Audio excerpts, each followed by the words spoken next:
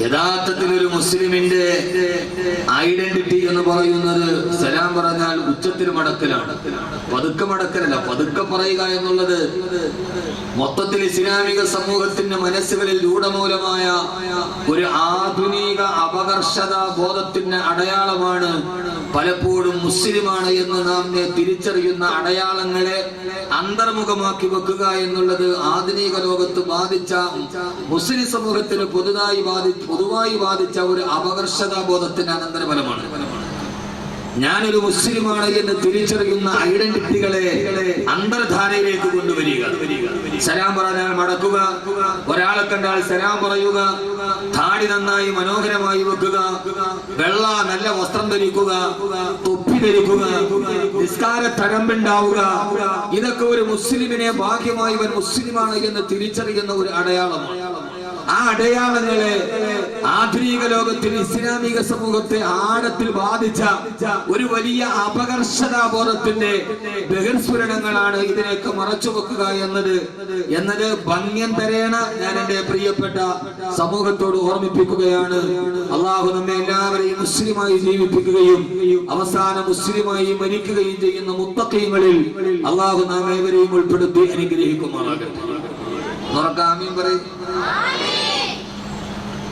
രണ്ട് കാര്യത്തിന് പിശുക്ക് വരുത്തരുത്. ഒന്ന് ആമീൻ പറയാനും മറ്റൊന്ന് സലാത്ത് ചൊല്ലാനും.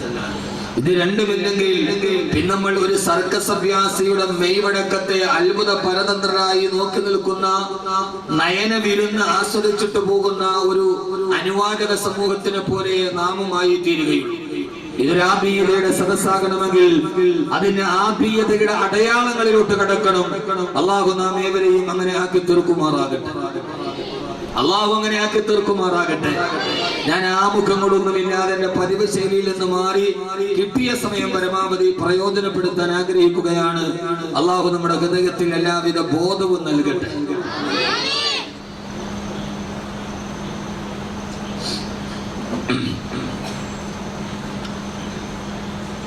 നാം കാണുന്ന ദൃശ്യപ്രപഞ്ചത്തിന്റെയും അദൃശ്യപ്രപഞ്ചത്തിന്റെയും അധിതാവും പിതാവും സംരക്ഷകനും സംഹാരകനും സിദ്ധാവും അള്ളാഹുവാണ് എന്ന കാര്യത്തിൽ ലോകത്താർക്കും തർക്കമില്ല. അല്ലാഹു സുബ്ഹാനഹു വ തആല ഈ ലോകത്തുള്ള എല്ലാ വസ്തുക്കളെയും സൃഷ്ടിക്കുവാനുള്ള കാരണം എന്താണ്, ഇതിന്റെ കാരണമെന്ന് അല്ലാഹു സുബ്ഹാനഹു വ തആല തന്നെ സൃഷ്ടിപ്പിന്റെ കാരണത്തെ കുറിച്ച് പറയുന്നുണ്ട്. ഇന്ന് എല്ലാ ആളുകളും വളരെയേറെ ചർച്ച ചെയ്യുന്ന വാദപ്രതിവാദങ്ങളും ഖണ്ഡന മണ്ഡനങ്ങളും നടക്കുന്നത് ഈ പ്രപഞ്ചത്തെ സൃഷ്ടിച്ചതാരാണ്, എന്തിനാണ് ഈ പ്രപഞ്ചത്തിന്റെ സൃഷ്ടിപ്പ്? ആ ചോദ്യത്തിന്റെ ഏറ്റവും പ്രധാനപ്പെട്ട ഉത്തരമായി അല്ലാഹു സുബ്ഹാനഹു വ തആല പറഞ്ഞതായ ഒരു ഖുദ്സിയായ ഹദീസ് ആദരവായ പ്രവാചകൻ നബി മുഹമ്മദ് മുസ്തഫ സല്ലല്ലാഹു അലൈഹി വസല്ലം പറയുന്നുണ്ട്. അല്ലാഹു പറയുകയാണ്, കുന്തു കൻസൻ മഖൂഫിയ, ആരാലും അറിയപ്പെടാതെ ഒരാൾക്ക് തിരിച്ചറിയപ്പെടാൻ കഴിയാത്ത അമൂല്യമായ അർത്ഥവത്തായ ഒരു നിധിയായിരുന്നു ഞാൻ. ആരും അറിയാതെ, എല്ലാത്തിനാലും ഒന്നിനാലും മൂടപ്പെടാതെ, എന്നാൽ ഒരാളാലും അറിയപ്പെടാതെ അമൂല്യമായ ഒരു നിധിയായിരുന്നു ഞാൻ. അങ്ങനെ ആരും അറിയാത്തൊരു വിലയേറിയ നിധിയായി ഞാൻ മാറിയപ്പോ അള്ളാഹു പറയാ, ഞാൻ തന്നെ തീരുമാനിച്ചു, എല്ലാവരും എന്നെ അറിയണമെന്ന് ഞാൻ തന്നെ തീരുമാനിച്ചപ്പോൾ അള്ളാഹു പറയാ, ഈ ആകാശത്തിന്റെ, ഈ ഭൂമിയുടെ, ഈ ഗഗനത്തിന്റെ, ഈ ഭുവനത്തിന്റെ ഇന്ന് നാം കാണുകയും കാണാതിരിക്കുകയും ചെയ്യുന്ന ദൃശ്യവും അദൃശ്യവും ഗോചരവും അഗോചരവുമായ എല്ലാ കാണുന്ന, നാം കണ്ടുപിടിച്ച, കാണാതിരിക്കുന്ന എല്ലാത്തിന്റെയും സൃഷ്ടിപ്പിന്റെ പിന്നിൽ ഒരേ ഒരു രഹസ്യമേ ഉള്ളൂ, അത് അള്ളാഹുവിനെ അറിയല. അള്ളാഹു പറയുക, എല്ലാവരും എന്നെ അറിയണമെന്ന് ഞാൻ തന്നെ തീരുമാനിച്ചപ്പോൾ ആ തീരുമാനത്തിന്റെ പരിണിതഫലമായി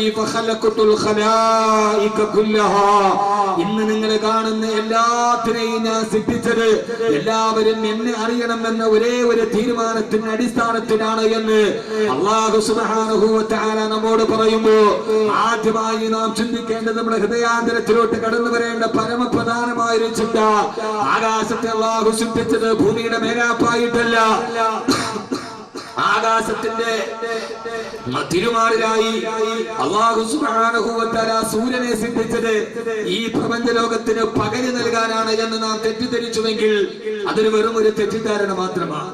സൂര്യപ്രകാശം അസ്തമിക്കുമ്പോൾ അതിന്റെ മറുഭാഗത്ത് അല്ലാഹു സുബ്ഹാനഹു വ തആല ചന്ദ്രനെ ഉദിപ്പിച്ചത് ഈ രാത്രിയുടെ വെള്ളി നിലാവ് പോലെ നമുക്ക് കാണുവാൻ വേണ്ടിയാണ്. അല്ലാഹു സുബ്ഹാനഹു വ തആല സൂര്യനെ സൃഷ്ടിച്ചത് പ്രകാശത്തിനു വേണ്ടിയാ, ചന്ദ്രനെ സൃഷ്ടിച്ചത് അല്ലാഹു രാത്രിയുടെ തെളിവയ്ക്ക് വേണ്ടിയാ. അല്ലാഹു മന്ദമാരുതനെ അലയടിപ്പിച്ചത് ഇവിടെ പുഷ്പങ്ങളിലെ പരാഗണം നടക്കുവാനാ. വഹുവല്ലദീ അർസല റിയാഹ വബശ്ശറാത്തിൻ ബൈന യദയ റഹ്മതിഹി വഅൻസൽനാ മിനസ് സമാഇ മാഅൻ തഹൂറാ. കിഴക്കന്റെ കവാടത്തിൽ നിന്ന് കൃത്യമായി നാളെ സൂര്യൻ ഉദിപ്പിക്കുന്നതും പടിഞ്ഞാറിന്റെ നവസ്ഥനയിൽ അസ്തമിപ്പിക്കുന്നതും ഒന്നുമല്ലാത്ത സമയത്ത് നമ്മുടെ മുടിയിഴകളെ തടികത്തലോടെ കടന്നു പോകുന്ന കിഴക്കൻ കാറ്റിനെ അല്ലാഹു അവതരിപ്പിച്ചത് പുഷ്പങ്ങളിൽ പരാഗണം നടത്തുവാനോ കായികനികൾ പുഷ്പിക്കുവാനോ വേണ്ടി മാത്രമല്ല. അല്ലാഹു പറയുകയാണ്, ഈ ലോകത്തുള്ള എല്ലാത്തിനെയും സൃഷ്ടിച്ചതിന്റെ പിന്നിലുള്ള പരമരഹസ്യം വല്ലാഹു ഖലഖ കുല്ല ദാബ്ബ والله خلق كل دابة فمنهم من يمشي على بطنه ومنهم من يمشي على رجليه ومنهم من يمشي على أربع. ലോകത്തുള്ള സർവ്വചരാചരങ്ങളെ സൃഷ്ടിപ്പിക്കുന്ന മുമ്പിൽ എന്റെ അസ്തിത്വത്തിന്റെ പ്രഖ്യാപനമാ. ഞാൻ സൃഷ്ടിച്ചത് 4 കാലുകളുണ്ട്. ഞാൻ സൃഷ്ടിച്ചതിന് 2 കാലുകളുമുണ്ട്. ഏകകോശ ജീവിയായ അമീബ അടക്കമുള്ള ലോകത്തുള്ള സർവ്വചരാചരങ്ങളെ സൃഷ്ടിച്ചതിന്റെ പുറകിലുള്ള പരമപ്രധാനമായ ലക്ഷ്യം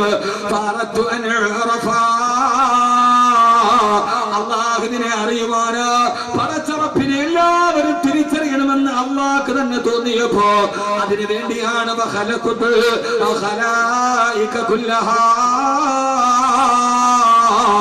ലോകത്തുള്ള സർവ്വചരാചരങ്ങളെയും ഞാൻ സൃഷ്ടിച്ചതെന്ന് അള്ളാഹു തന്നെ പറയുമ്പോ ആ സൃഷ്ടിപ്പിന്റെ മുൻഗണനാ ക്രമത്തെ അള്ളാഹു തന്നെ പറഞ്ഞു തരുന്നുണ്ട്. അല്ലാഹുല്ലദീ ഖലഖ അസ്സമാവാതി വൽ അർള വമാ ബൈനഹുമാ ഫീ സിത്തത്തി അയ്യാം. വെറും 6 പകലുകൾ കൊണ്ട് ഈ ലോകത്ത് മുഴുവനെ സൃഷ്ടിച്ചത് ഞാനാ. അല്ലാഹു പറയുകയാണ്, 6 ദിവസം കൊണ്ടാണ് പ്രപഞ്ചത്തിന്റെ സൃഷ്ടിപ്പ് പൂർത്തിയാക്കിയത്. ഇവിടെ നിങ്ങൾ ചിന്തിക്കേണ്ട, അല്ലാഹുവിന് ആകാശത്തെ പടക്കാനും ഭൂമിയെ പടക്കാനും ഈ ലോകത്തെ സൃഷ്ടിച്ചൊരുക്കാൻ പടച്ചറപ്പിന് 6 ദിവസം വേണ്ടി വരുമെന്നതിനർത്ഥമില്ല. അല്ലാഹുവിന് ഇതിനെല്ലാം സൃഷ്ടിക്കണമെങ്കിൽ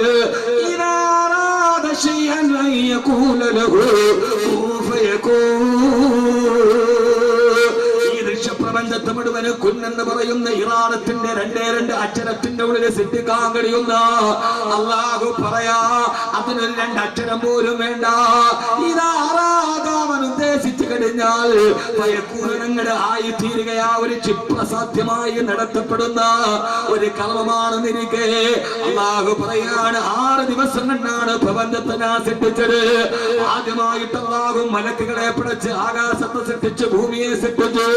അതിന്റെ ഉള്ളിൽ നിന്ന് പുഴകളെയും നദികളെയും ഗഗനങ്ങളെയും ഭുവനങ്ങളെയും മാമലകളെയും മാമരങ്ങളെയും എല്ലാത്തിനെയും സൃഷ്ടിച്ചതിന് ശേഷം ഏറ്റവും അവസാനം ഒരു വ്യാഴാഴ്ച അസറിന്റെ സമയത്താണ് ഇത് മുഴുവനും അനുഭവിക്കാൻ, ഇതിന്റെ മുഴുവനും പ്രതിനിധിയായി അല്ലാഹു സുബ്ഹാനഹു വ തആല ഇതിന്റെ എല്ലാം ഉപഭോക്താവായി ലഖദ് ഖലഖനൽ ഇൻസാന ഫീ അഹ്സനി തഖ്വീം. ഏറ്റവും ഉത്തമനായി മനുഷ്യനെ ഞാൻ സൃഷ്ടിച്ചത് ഏറ്റവും അവസാനമാ. ഈ സൃഷ്ടിപ്പിന്റെ മുൻഗണനാക്രമം അറിയണം. എല്ലാത്തിനെയും സൃഷ്ടിച്ചിട്ട് ഏറ്റവും അവസാനമാണ് അല്ലാഹു മനുഷ്യനെ സൃഷ്ടിച്ചത്. എന്നിട്ട് മനുഷ്യനെ സൃഷ്ടിച്ചിട്ട് അല്ലാഹു പറയാ, മനുഷ്യ നിന്റെ സൃഷ്ടിപ്പ് ആകാശത്തെ പോലെയല്ല, നിന്റെ സൃഷ്ടിപ്പ് ഭൂമിയെ പോലെയല്ല, നിന്റെ സൃഷ്ടിപ്പ് ആകാശത്തിന്റെ ഇടയിലുള്ള വസ്തുക്കളെ പോലെയല്ല, നിന്റെ സിട്ടിപ്പ് നക്ഷത്രത്തെ പോലെയല്ല. നിന്റെ സിട്ടിപ്പ് ഏറ്റവും വലിയ സിട്ടിപ്പാണ്.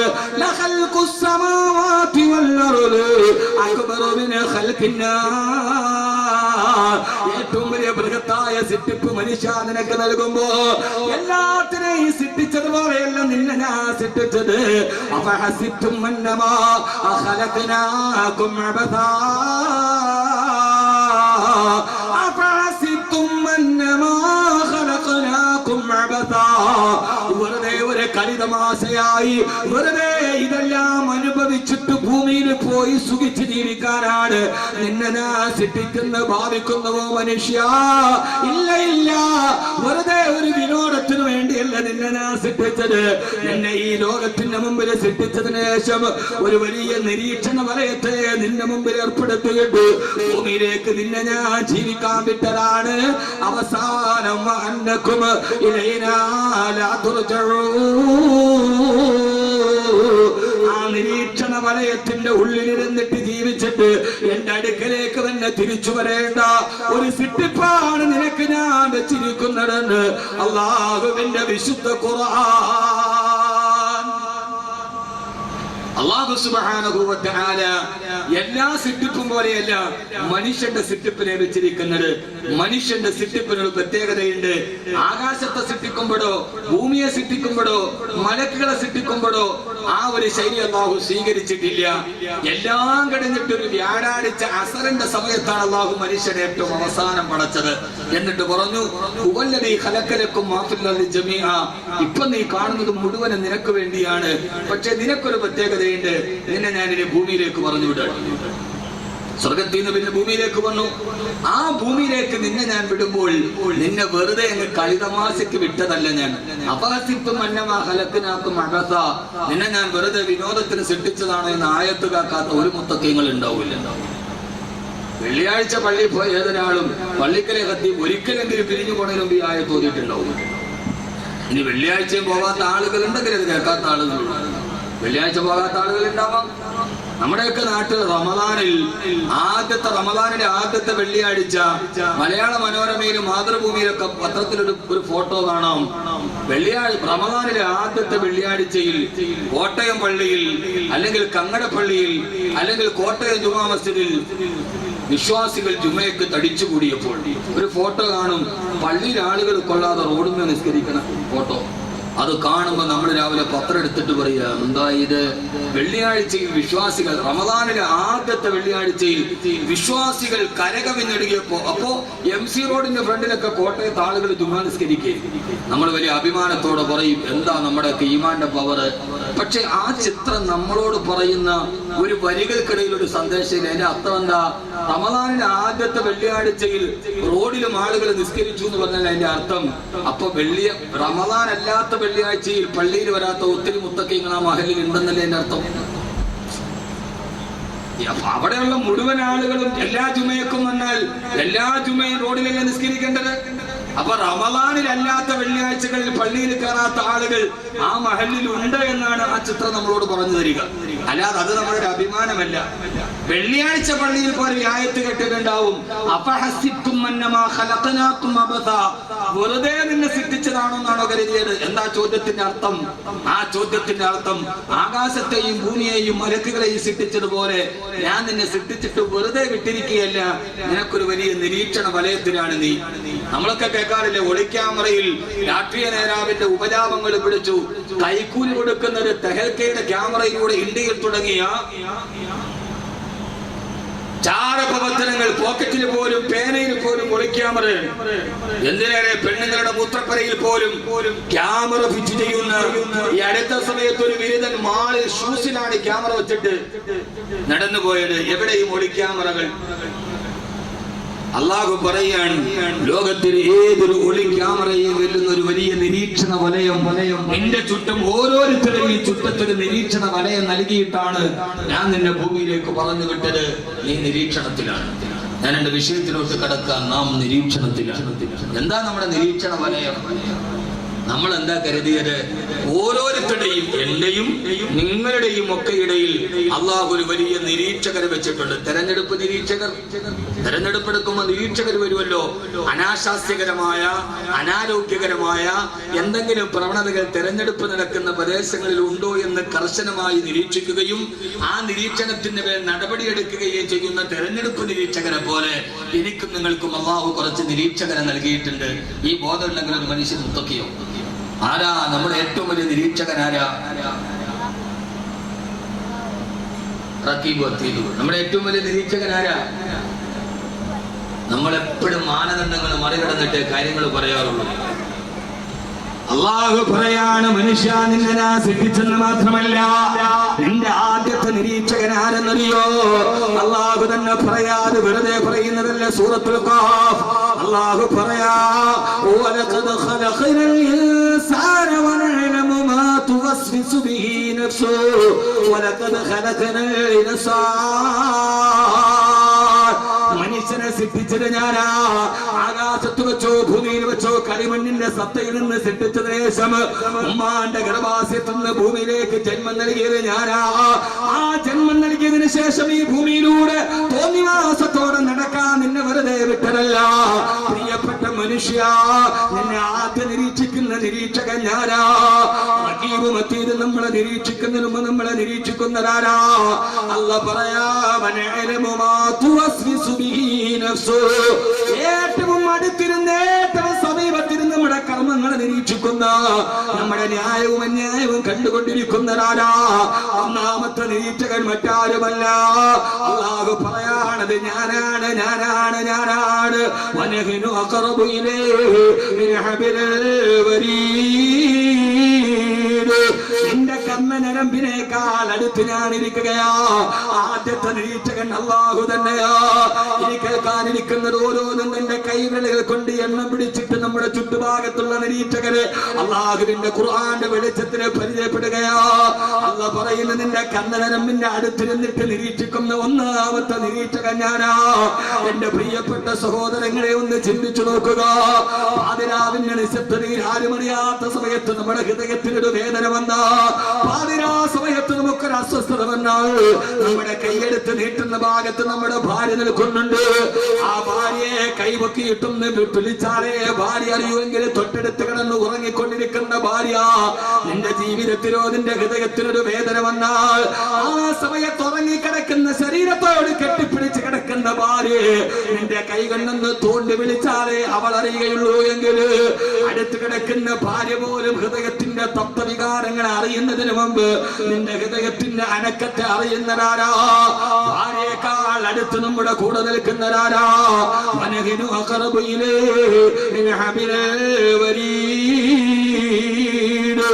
ഞാൻ നിന്റെ കണ്ണനരമ്പിനേക്കാൾ അടുത്തിരിക്കുകയാണ്. അല്ലാഹുവിനെ പറ്റിച്ചിട്ടോ പടച്ചറപ്പിന്റെ നിരീക്ഷണത്തിൽ നിന്ന് മാറി നിന്നിട്ട് ഈ ദുനിയാവിലേക്കൊന്ന് ശ്വാസോച്ഛ്വാസം പോലും വിടാൻ കഴിയില്ല. ഒന്നാമത്തെ നിരീക്ഷകൻ നമ്മുടെ പടച്ചറപ്പാ. രണ്ടാമത്തെ നിരീക്ഷകൻ ആരെന്നറിയോ? ഈ ഭൂമിയിൽ നമ്മൾ ജീവിച്ചിരിക്കുമ്പോൾ നമ്മളെ നിരീക്ഷിക്കാൻ ഏർപ്പെടുത്തിയ എന്റെയും നിങ്ങളുടെയൊക്കെ തോന്നലെന്താ? പാപങ്ങൾ ചെയ്താൽ ആരും അറിയില്ലെന്ന് കരുതുന്ന, ഏത് തൊമ്മാരത്തരം ചെയ്താലും ആരും അറിഞ്ഞിട്ടില്ലെന്ന് പറഞ്ഞ് ഹൃദയത്തിന്റെ ഉള്ളിൽ സമാധാനിക്കുന്നവര് അല്ലാഹു പറയാ, രണ്ടാമത്തെ നിരീക്ഷകനാരെന്നറിയോ? ഇത് യതലഖൽ മുത്തലഖിയാനി അനിൽ യമീനി വഅനിൽ ശിമാലി ഖഈദ്. ഇടത്തും വലത്തും രണ്ട് മലക്കുകളെ ഞാൻ നിരീക്ഷണം ഏർപ്പെടുത്തിയിരിക്കുകയാ. അല്ലാഹു പറയുകയാണ്, മാ യൽഫിലു മിൻ ഖൗലിൻ ഇല്ലാ ലദൈഹി റഖീബുൻ അതീദ്. ഇടത്തെ തോളിലും വലത്തെ തോളിലും രണ്ട് മലക്കുകൾ ഇരിക്കുകയാ. ആ മലക്കിന്റെ പേര് റഖീബും അതീദും എന്നാണ്. അവരെ കുറിച്ച് അല്ലാഹു പറയാൻ ഉപയോഗിച്ച വാക്കുകളെന്നറിയോ? ഖഈദ്. ഇരിക്കുന്നവരെന്നല്ല, ചുമലിൽ ഇരിക്കുന്നവരെന്നല്ല. ഖഈദ് എന്ന് പറഞ്ഞാൽ കയ്യിൽ എന്ന് പറഞ്ഞാൽ ലപ്തപ്രതിഷ്ഠ നേടിയ രണ്ട് മലക്കുകളെ ഇരിക്കുന്നവരാണെങ്കിൽ കുറച്ചു നേരം എഴുന്നേൽപ്പിക്കാൻ കഴിയും. അല്ല പറയാനില്ല, ഇല്ല. ഒരു തെറ്റ് ചെയ്യാ സമയത്ത് റക്കീബിനെയും അത്തീദിനെയും ഇടത്തെയും വലത്തെയും തോളിൽ നിന്ന് മാറ്റിവെക്കാൻ തീരുമാനിച്ച കഴിയാത്ത വിധം ലപ്തപ്രതിഷ്ഠ നേടിയ സിനിമ കാണാ ചങ്ങനാശ്ശേരിയിലെ തിയേറ്ററിൽ പോയാൽ ടിക്കറ്റ് എടുത്തിട്ട് 2 മണിക്കൂർ റക്കീബും അത്തീദും വെളിയിലിരിക്കട്ടെ എന്ന് കരുതിയാൽ മാറ്റാൻ കഴിയാത്ത, ഒരു സമയത്തും ഇളക്കി മാറ്റാൻ കഴിയാത്ത ലപ്തപ്രതിഷ്ഠ നേടിയ 2 മലക്കുകൾ ഇടത്തും വലത്തും ഇരുന്ന് നിന്നെ നിരീക്ഷിക്കുകയാ. തീർന്നില്ല. മൂന്നാമത്തെ നിരീക്ഷകനാരെന്നറിയോ? റക്കീബും അത്തീദും നമ്മളെ നിരീക്ഷിക്കുന്നത് പോലെ മൂന്നാമത് നമ്മുടെ ഓരോ അവയവത്തിനും അല്ലാഹു ഓരോ നിരീക്ഷകരെ നൽകിയിട്ടുണ്ട്. ഓരോ അവയവത്തിനും ഓരോ നിരീക്ഷകരാ. കൈകൊണ്ട് ചെയ്യുന്ന പാവം നിരീക്ഷിക്കാൻ പ്രത്യേകം ഒരു മലക്കുണ്ട്. കണ്ണുകൊണ്ട് ചെയ്യുന്ന പാവം നിരീക്ഷിക്കാൻ ഒരു പ്രത്യേക മലക്കുണ്ട്. ഇതൊന്ന് മുഹമ്മദ് കബീർ വെറും പച്ച കിതാബ് നോക്കിയിട്ട് പറയുന്നതല്ല. കുല്ലു നഫ്സിൻ ലമ്മാ അലൈഹാ ഹാഫിർ. ഓരോ അവയവത്തിനും അല്ലാഹു ഓരോ മലക്കുകളെ വെച്ചിട്ടുണ്ട്. കൈകൊണ്ട് പാപം ചെയ്താൽ രേഖപ്പെടുത്താൻ ഒരു മലക്ക്, കണ്ണുകൊണ്ട് പാപം ചെയ്താൽ രേഖപ്പെടുത്താൻ ഒരു മലക്ക്, കാലുകൊണ്ടൊരു പാപം ചെയ്താൽ രേഖപ്പെടുത്താൻ ഒരു മലക്ക്. തീർന്നിട്ടില്ല. അല്ലാഹു പറയാണ് നാലാമത്തെ നിരീക്ഷകരാരെന്നറിയോ? 2 മലക്കുകൾ മൊത്തത്തിൽ രേഖപ്പെടുത്താനുണ്ട്. ഓരോ അവയവത്തിനും രേഖപ്പെടുത്താൻ വേറെ മലക്കുകളുണ്ട്. നാലാമത്തെ ആരെന്നറിയോ? അല്ലാഹു പറയാ രാത്രി ചെയ്യുന്ന പാപങ്ങൾ രേഖപ്പെടുത്താൻ പ്രത്യേക വേറൊരു വിഭാഗം മലക്കുകളുണ്ട്. പകല് ചെയ്യുന്നത് രേഖപ്പെടുത്താൻ വേറൊരു വിഭാഗം മലക്കുകളുണ്ട്. യതഅഖബൂന ഫീകും മലായികത്തും ബില്ലൈലി വമലായികത്തും ബിന്നഹാർ. ആദരവായ പ്രവാചകൻ നബി മുഹമ്മദ് മുസ്തഫ, ആദരവായ പ്രവാചകൻ നബി മുഹമ്മദ് മുസ്തഫ സല്ലല്ലാഹു അലൈഹി വസല്ലം പറയാ, അല്ലാഹുവിന്റെ ആകാശലോകത്ത് നിന്ന് സുബഹി നമസ്കാരത്തിന്റെ സമയമാകുമ്പോ ആയിരക്കണക്കിന് മലക്കുകൾ പള്ളിയിലേക്ക് കടന്നു വരും. ആ സമയത്ത് ആ മലക്കുകൾ ഓരോ മനുഷ്യന്റെ കൂടെ കൂടും. അവസാനം അവർ അസർ വരെ നമ്മുടെ കൂടെ ഉണ്ടാവും. അസർ നമസ്കാരത്തിന്റെ സമയം കഴിയുമ്പോ അവൻ അല്ലാഹുവിന്റെ അടുക്കലേക്ക് മടങ്ങി പോകും. അല്ലാഹുവേ, അല്ലാഹുവേ, ഇന്ന് സുബഹി മുതൽ ഇന്ന് അസർ വരെ ഇന്ന ആള് ചെയ്ത കർമ്മങ്ങൾ ഇതൊക്കെയാ. അവര് മുകളിലേക്ക് പോകുമ്പോ 2ാം ഷിഫ്റ്റ് മലക്കുകളെ അസറിന്റെ സമയത്ത് നമ്മുടെ കൂടെ കൂടും. പിറ്റേ ദിവസം സുബഹി വരെ അവര് നമ്മുടെ കൂടെ ഉണ്ടാകും. പിറ്റേ ദിവസം സുബഹിയാകുമ്പോ അല്ലാഹുവിന്റെ അടുക്കലേക്ക് അവര് മടങ്ങി പോകുമ്പോ വീണ്ടും അടുത്ത പറാവുകാരൻ നമ്മുടെ മുമ്പിലേക്ക് വരും. എന്നെ കേൾക്കുന്ന എന്റെ കങ്ങടയിലെ പ്രിയപ്പെട്ട ചെറുപ്പക്കാരാ, ആരെ കബളിപ്പിച്ചിട്ട് തെറ്റ് ചെയ്തിട്ട് രക്ഷപ്പെടാമെന്നാകരുതുക. കർശനമായ നിരീക്ഷണ വലയത്തിന് 1 അല്ല 2 അല്ല 3 അല്ല 4 അല്ല. യതഅഖബൂന ഫീകും മലായികത്തും ബില്ലൈലി വമലായികത്തും ബിന്നഹാർ. രാപ്പകലുകളുടെ മലക്കുകൾ നിന്നെ നിരീക്ഷിച്ചു കൊണ്ടിരിക്കുകയാ. ഇപ്പൊ തന്നെ 4 നിരീക്ഷകരായി. 5ാമത്തെ നിരീക്ഷകനാരെന്നറിയോ? രക്ഷപ്പെടാൻ കഴിയാത്ത വിധം ലോകത്തിലെ ഏറ്റവും വലിയ ക്യാമറ കണ്ണ് അല്ലാഹു ഇതെന്റെയും നിങ്ങളുടെയും ഉണ്ട്, ഒരാളുടെ അല്ല. അത്രയും 4 ആയില്ലേ? 5ാമത്തെ നിരീക്ഷകനാരാ? മനുഷ്യന്മാരെ. 5ാമത്തെ നിരീക്ഷകനാരാ? അല്ലാഹു പറയാണ് നിന്റെ അവയവങ്ങൾ നിന്റെ നിരീക്ഷകനാ. യൗമഇദിൻ തശ്ഹദു അലൈഹിം അൽസിനതുഹും വഅയ്ദീഹിം വഅർജുലുഹും ബിമാ കാനൂ യഅമലൂൻ. കൈകൾ നിന്റെ നിന്റെ കാലുകൾ നിന്റെ കണ്ണുകൾ നിന്റെ ചിന്തകൾ നിന്റെ വികാരങ്ങൾ നിന്റെ വിചാരങ്ങൾ നിന്റെ ചേട്ടകൾ നിന്റെ ദുശ്ചേട്ടകൾ നിന്റെ അടക്കങ്ങൾ നിന്റെ അനക്കങ്ങൾ എല്ലാം തിരിച്ചറിയുന്ന അല്ലാഹു പറയാണ് നിങ്ങളെ വെറുതെ ഞാൻ കഴുതമാശക്ക് സൃഷ്ടിച്ചതല്ല. യൗമഇദിൻ അന്നേ ദിവസം, യൗമഇദിൻ അന്നേ ദിവസം ഏത് ദിവസമാ? യൗമഇദിൻ അന്നേ ദിവസം ഒരു ദിവസം വരാറില്ലേ? അതേത് ദിവസമാണത്? നിയമസഭാ തെരഞ്ഞെടുപ്പ് പ്രഖ്യാപിക്കുന്ന ദിവസമല്ല. അത് സ്ഥാനാർത്ഥിയുടെ വിജയ പ്രഖ്യാപനത്തിന്റെ വിജയാഘ്ലാനത്തിന്റെ ആരവം നടക്കുന്ന ദിവസമല്ല. യൗമഇദിൻ അന്നേ ദിവസം. ആ ദിവസം ഏടെന്ന് ചിന്തിച്ചിട്ടുണ്ടോ? ആ ദിവസത്തെ ഒത്തപ്പെടാണ് സുബഹി നമസ്കാരത്തിന് ഇമാമത്ത് നിർവഹിക്കവേ ഇബ്നു ഉമർ റളിയല്ലാഹു തആല ഓതുകയാണ് യൗമ യഖൂമുൻ നാസു ലിറബ്ബിൽ ആലമീൻ സർവലോക രക്ഷിതാവായ പടച്ചറപ്പിന്റെ മുമ്പിൽ നിൽക്കുന്ന ദിവസം ഈ ആയത്തോട് തിരയേണ്ട താമസം സുബഹി നമസ്കാരത്തിന് ഇമാമത്ത് നിന്ന ഇബ്നു ഉമർ റളിയല്ലാഹു അൻഹു ബോധരഹിതനായി മുസല്ലയിലേക്ക് തളർന്നു വീണുവെങ്കിൽ സിറാത്തിനെ പറഞ്ഞില്ല, മീസാൻ കേട്ടിട്ടല്ല, നരകത്തിന്റെ കത്തിക്കാളുന്ന അഗ്നികുണ്ഡത്തെ ചിന്തിച്ചിട്ടല്ല, ഒരേ ഒരായത്ത് തന്നെ നാവ് കൊണ്ടോടിയപ്പോ ആയത്തേതെന്നറിയോ യൗമ യഖൂമുൻ നാസു ലിറബ്ബിൽ ആലമീൻ സർവലോക രക്ഷിതാവായ റബ്ബിന്റെ മുമ്പിൽ പേടിച്ചരണ്ട് നിൽക്കുന്ന ദിവസം. പിന്നെ പൂർത്തിയായില്ല.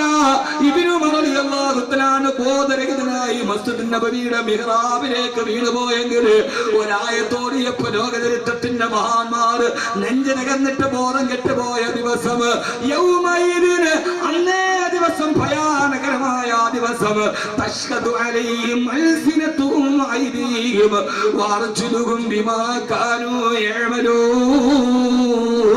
സൂറത്തുൻ നൂറാണിത്. അന്ന് നിന്റെ കൈകൾ സാക്ഷി നിൽക്കും, നിന്റെ കാലുകൾ സാക്ഷി നിൽക്കും. ബിമാ കാനൂ യഅമലൂൻ, നീ ചെയ്ത പ്രവർത്തനങ്ങൾക്ക് സാക്ഷിയായി. അപ്പൊ അഞ്ചാമത്തെ നിരീക്ഷകനാരാ? പെങ്ങളെ, നിന്റെ കൈ നമ്മുടെ സാക്ഷി നിരീക്ഷകനാ, നമ്മുടെ കാല് നമ്മുടെ നിരീക്ഷകനാ, നമ്മുടെ അവയവങ്ങൾ ഓരോന്നും നമ്മുടെ നിരീക്ഷകനാണെന്ന് അല്ലാഹുവിന്റെ വിശുദ്ധ ഖുർആൻ. 5 നിരീക്ഷകരായി. 6 ചിന്തിക്കും മനുഷ്യന്മാര്. ഈ സ്ഥാപന CCTVയുടെ നിരീക്ഷണത്തിലാണ് പറയുമ്പോ ആ സമയത്ത് നമുക്കൊരു പേടി വരൂലേ? ഏത് പേടി? കേവലം മനുഷ്യൻ നിർമ്മിച്ചു വെച്ച 2 ക്യാമറ കണ്ണുകളെ പേടിക്കുന്ന നീ 6, 7, 8 ക്യാമറ കണ്ണുകൾ ചുറ്റുവലയത്തിൽ വെച്ചിട്ട് നീ പൊയ്ക്കോ, ഇതെല്ലാം ഞാൻ റെക്കോർഡ് ചെയ്യുന്നുണ്ട്, നിന്നെ ഞാൻ പിന്നെ വിചാരണയ്ക്ക് എടുത്തോളാം എന്ന് പറയുമ്പോ ആ സമയത്ത് പറഞ്ഞ നിരീക്ഷകനായ റബ്ബിനെ പേടിക്കാത്തതെന്താ? 6ാമത്തെ നിരീക്ഷകൻ. നമ്മൾ ചുറ്റും യഥാർത്ഥത്തിൽ ഒരു വലിയ വലയത്തിലാണ് നമ്മൾ നിൽക്കുന്നത്. ഓർത്താ പിന്നെ അങ്ങോട്ടും പോകാൻ പറ്റൂല, ഇങ്ങോട്ടും പോകാൻ പറ്റില്ല. 6ാമത്തെ നിരീക്ഷകൻ. 6ാമത്തെ നിരീക്ഷകൻ നമ്മൾ ഈ അധിവസിക്കുന്ന നമ്മുടെ ഭൂമിയാ. ഇതൊന്നും ഞാൻ വെറുതെ പറയുന്നതല്ലേ, ഖുർആൻ പറഞ്ഞതല്ലേ. ഖുർആൻ ഒരു കാര്യം പറഞ്ഞാൽ, ആ വേദഗ്രന്ഥം ഒരു കാര്യം പറഞ്ഞാൽ അലിഫ് ലാം മീം ദാലികൽ കിതാബു ലാ റൈബ ഫീഹി ഹുദൽ ലിൽ മുത്തഖീൻ. ദാലികൽ കിതാബു, ഈ വേദഗ്രന്ഥത്തിൽ ഒരു കാര്യം പറഞ്ഞാൽ ലാ റൈബ ഫീഹി, പിന്നീട് സംശയങ്ങൾക്ക് സ്ഥാനങ്ങളില്ല, പിന്നെ ഖണ്ഡനമണ്ഡനങ്ങൾ വേണ്ട, പിന്നെ വാദപ്രതിവാദങ്ങൾ വേണ്ട, പിന്നെ ചർവണങ്ങൾ വേണ്ട, അതിന് പിന്നെ പൂരകങ്ങളും വൈരുദ്ധ്യങ്ങളുമില്ല.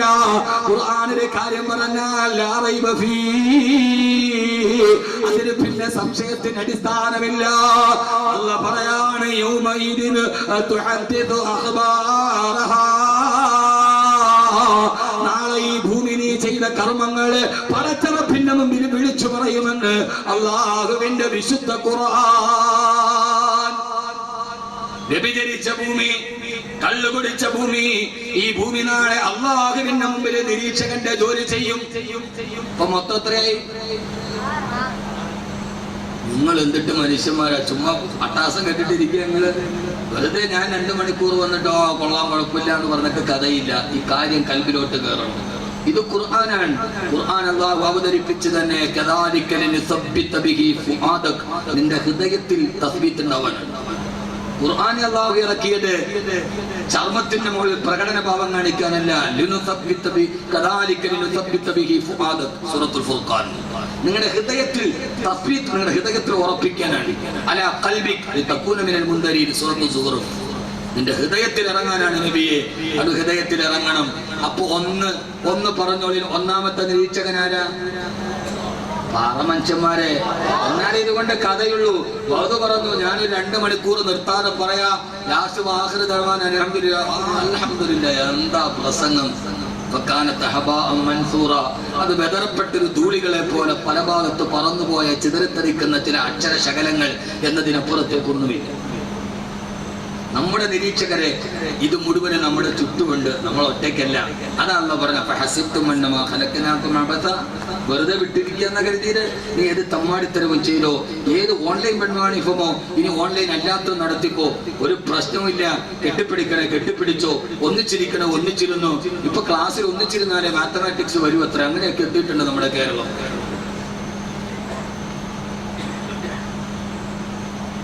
ഏതായാലും സഹോദരൻ നമുക്ക് അതിന്റെ ഭാഗത്തേക്കൊക്കെ വരാം. പക്ഷേ നമ്മളൊരു വലിയ ഇത് അഹമ്മദ് കബീറും അങ്ങനെയാണ്, ജമാൽ മൗലി അങ്ങനെ തന്നെയാണ്, റഷീദ് മൗലി അങ്ങനെ തന്നെയാണ്, ഷഫീഖ് മൗലി അങ്ങനെ, ഓരോരുത്തരുടെ ചുറ്റിലും ഇത്രയും നിൽപ്പുണ്ട്. അപ്പോ നമ്മുടെ ഒന്നാമത്തെ നിരീക്ഷകൻ 2 റഖീബ് അത്തീദും 3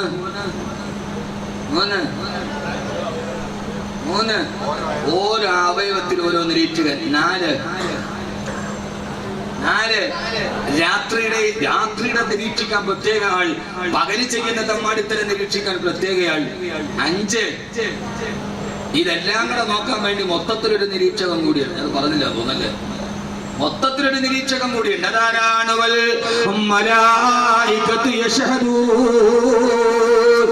മൊത്തത്തിൽ ഇതെല്ലാം നിരീക്ഷിക്കാൻ അല്ലാഹു കോടാനുകോടി മലക്കുകളെ അല്ലാഹു നിയോഗിച്ചിട്ടുണ്ട്. അവരാണെങ്കിലോ അവർക്ക് യാതൊരുവിധ ക്ഷീണങ്ങളില്ലാതെ, പരീക്ഷണങ്ങളില്ലാതെ, തളർച്ചയില്ലാതെ, വിളർച്ചയില്ലാതെ, ഉറക്കമില്ലാതെ, ആലസ്യമില്ലാതെ എല്ലാവരെയും മൊത്തത്തിലൊരു നിരീക്ഷകനുണ്ട്.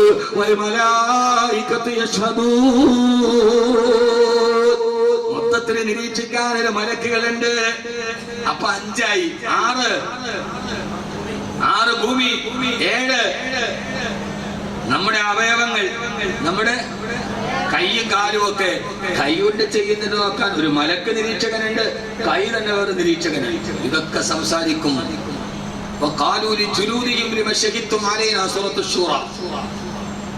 അല്ലാഹു പരലോകത്ത് സംസാരിക്കാൻ കഴിവ് കൊടുക്കും. ഇപ്പൊ ഞാൻ മൊത്തത്തെണ്ണം പറഞ്ഞു, നിങ്ങൾക്ക് തോന്നുന്നുണ്ടോ ഞാൻ മറന്നുപോയിട്ടാണ്? നിങ്ങൾക്ക് ഓർമ്മയുണ്ടോന്നെ ഞാൻ ചോദിച്ചാണ്. എത്രയായി? 8ാമത് ഏറ്റവും വലിയൊരു നിരീക്ഷകനുണ്ട്. അതായത് 8ാമത് ആർക്കും നിഷേധിക്കാൻ കഴിയാത്ത, ഒരാൾക്ക് രക്ഷപ്പെടാൻ പഴുതുകൾ പോലും ഇല്ലാത്ത ഒരു വലിയ നിരീക്ഷകനെ അല്ലാഹു നമ്മുടെ ചുറ്റും ഏർപ്പെടുത്തിയിട്ടുണ്ട്. അതാണ് 8ാമത്തെ നിരീക്ഷകൻ. നാം നിരീക്ഷണത്തിലാണ്.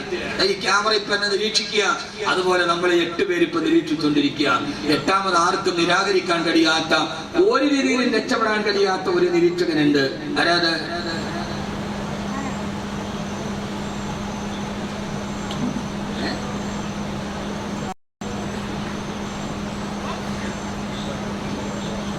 അത് മറ്റാരുമല്ല,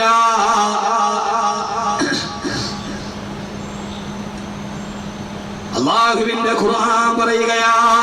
ആ നിരീക്ഷകൻ ആർക്കും നിഷേധിക്കാൻ കഴിയാത്ത, ഒരാൾക്ക് നിരാകരിക്കാൻ കഴിയാത്ത, ഏറ്റവും പ്രബലമായ തെളിവുമായിട്ട് വരുന്ന 8ാമതൊരു കർശനക്കാരനായ നിരീക്ഷകനുണ്ട്. അത് മറ്റാരുമല്ല, അത് നമ്മൾ തന്നെയാ. നാം തന്നെ നമുക്കെതിരെ നിരീക്ഷകനായി സാക്ഷി പറയുമ്പോ ഇതൊന്നും മുഹമ്മദ് കബീർ വെറുതെ നിഗമനങ്ങൾ പറയുന്നതല്ല. അല്ലാഹുവിന്റെ വിശുദ്ധ ഖുർആൻ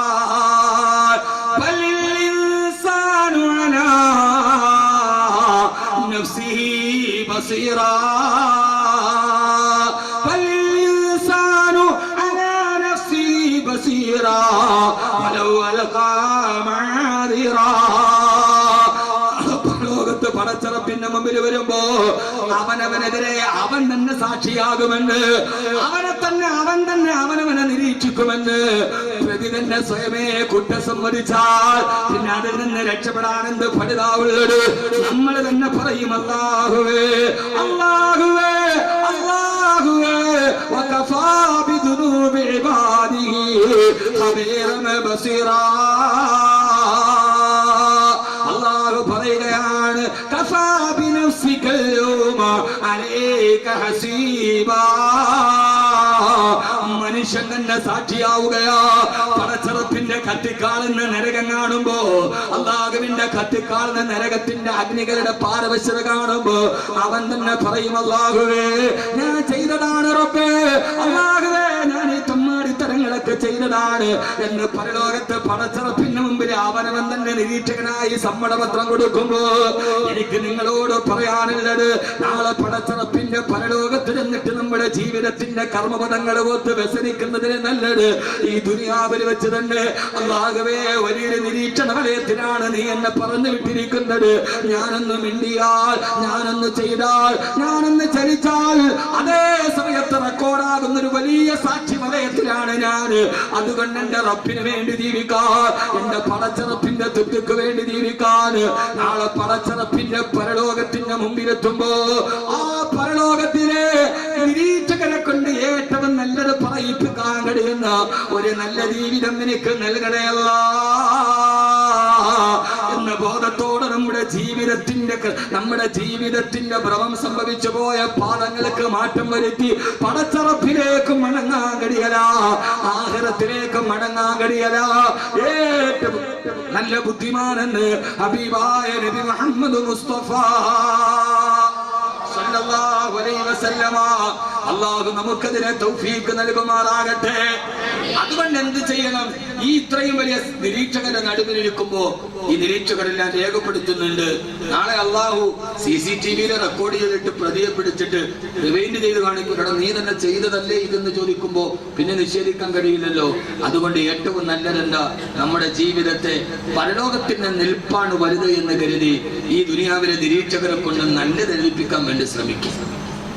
അള്ളാഹു തൗഫീഖ് നൽകട്ടെ. ഒന്ന് ആമീൻ പറ മനുഷ്യന്മാരെ. അവനെ കൊണ്ട് നല്ലത് എഴുതിപ്പിക്കാൻ അള്ളാഹു തൗഫീഖ് തരട്ടെ എന്നുള്ള തൗഫീഖിന് വേണ്ടി ഒരു ആമീൻ നമ്മൾ പറയണ്ടേ, അല്ലാതെ നടക്കൂലല്ലോ. അതുകൊണ്ട് എന്റെ പ്രിയപ്പെട്ട സഹോദരങ്ങളെ, നമ്മളെ സംബന്ധിച്ചോളം ഏറ്റവും പ്രധാനപ്പെട്ടത് ആഖിറമാണ്, ദുനിയാവല്ല. ദുനിയാവ് വളരെ മോശമാണ് എന്നറിയാത്ത ആരാളുള്ളത്? ആരേലും ഉണ്ടാകും.